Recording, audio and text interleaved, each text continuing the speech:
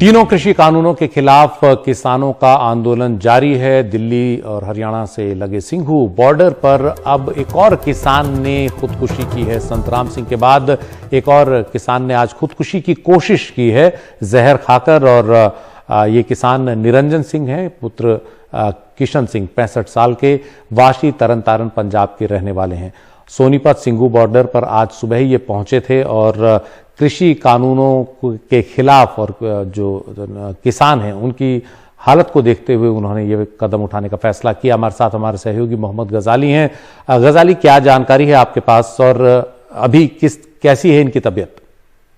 जी, आज सुबह के करीब 12 बजे के करीब इन्होंने जो है कुंडली सिंघू बॉर्डर, सिंघू जो है दिल्ली की तरफ का गांव है, कुंडली सोनीपत की तरफ का गांव है, तो कुंडली की तरफ ये बैठे थे। 65 साल के निरंजन सिंह हैं, तरन जिले पंजाब के, और इन्होंने जहर खा लिया। जहर खाने के बाद अपने साथियों को भी बताया कि मैंने क्यों खाया है, क्योंकि वो सरकार के उस रवैये से परेशान थे कि अभी तक सरकार किसान कानून वापस लेने की बात नहीं कर रही है।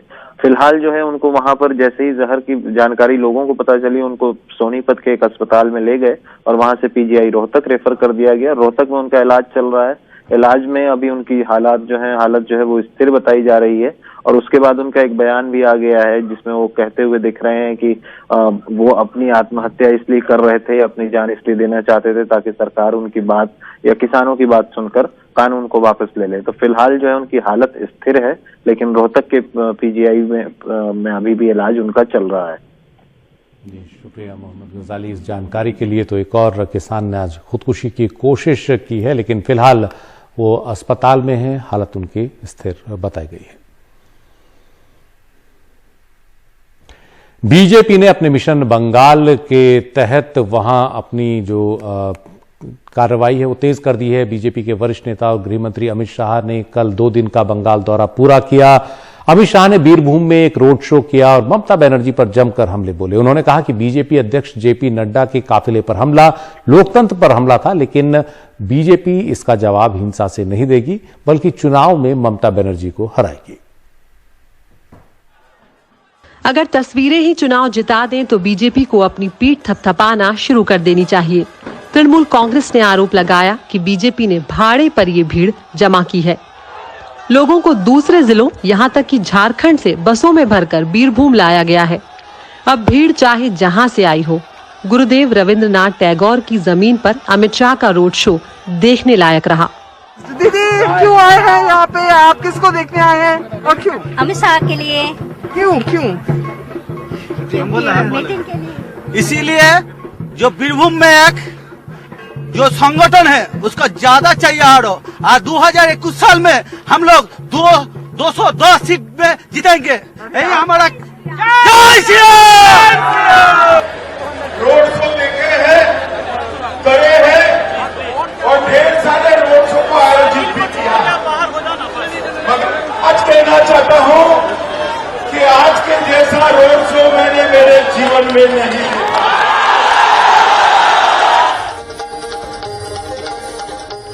इससे पहले अमित शाह शांति निकेतन गए और फिर एक बाउल कलाकार के घर दोपहर का भोजन किया।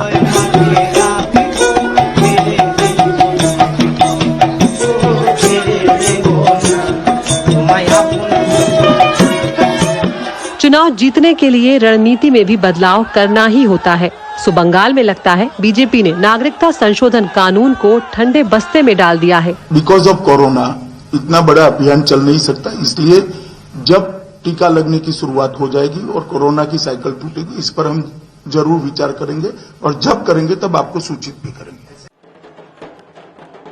लेकिन क्या इससे नागरिकता कानून का समर्थन करने वाले बीजेपी के समर्थक नाराज नहीं होंगे? उदाहरण के तौर पर राज्य का प्रभावी मातुआ समुदाय। कम से कम नागरिकता संशोधन कानून पर बीजेपी के पीछे हटने का श्रेय तो ममता बनर्जी ले ही सकती हैं। इस बीच सवाल ये भी बना हुआ है कि बीजेपी का मुख्यमंत्री पद का चेहरा कौन होगा। शुभेंदु अधिकारी को पार्टी में शामिल करने के बाद अमित शाह ने कहा कि वो भूमिपुत्र होगा। ये बात उन्होंने आज फिर दोहराई, लेकिन नाम नहीं बताया। उधर तृणमूल कह रही है कि बीजेपी बंगाल में हवाई सपने देख रही है। मोनिदीपा बनर्जी की रिपोर्ट, एनडीटीवी इंडिया। तेलंगाना के सिद्दीपेट में बॉलीवुड के अभिनेता सोनू सूद का एक मंदिर बना दिया गया है। सोनू सूद ने कोरोना महामारी के दौरान खासकर प्रवासी मजदूरों की खूब सेवा की, मदद की। वो सोशल मीडिया पर इन लोगों से अनूठे तरीके से जुड़े रहे और जहां लोग मुसीबत में फंसे और उनकी मदद उन्होंने चाही तो वो वहां पहुंचे और उनकी मदद की भी तमाम कोशिश अपनी तरफ से करते रहे। इससे पहले बिहार के सीवान में भी उनकी मूर्ति बनाए जाने की खबरें आई थी, लेकिन सोनू सूद ने अपील की थी कि उनकी मूर्ति न बनाकर उस पैसे से गरीब लोगों की मदद की जाए। तो अगर कोई संकट के समय काम आता है किसी के, तो लोग उसे भूलते नहीं हैं। ये इन तस्वीरों से पता चलता है।